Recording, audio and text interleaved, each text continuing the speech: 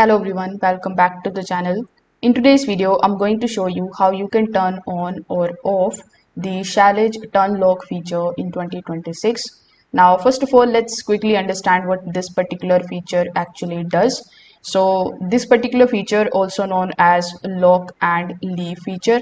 So when this lock and leave feature is enabled, you can simply press the Schlage button or as you leave, and the lock will secure the door automatically, and this way you won't need to enter a code in order to lock it. So if you prefer requiring a code before locking, or if the button is locking the door when you don't want it to, you can just simply disable this feature. So in order to turn this particular feature on, you need to simply start by entering the 6-digit programming code over here.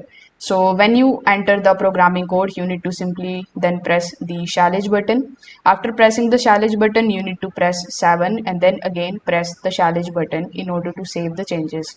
So the lock will provide a confirmation signal like a green check mark or green light, and it will also beep. So once this is done, it means that this particular option is enabled.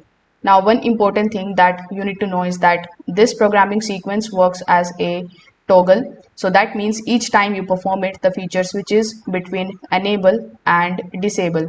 So if you have done it for the very first time, it will be enabled this particular feature, but if you do it the second time, it is going to disable it, meaning it is going to turn it on for the very first time, and then if you do it again, it will turn the feature off. So that's how you can basically turn on and off the Schlage lock and leave feature. If this video helped you out, make sure that you like this video and subscribe to the channel. Thanks for watching.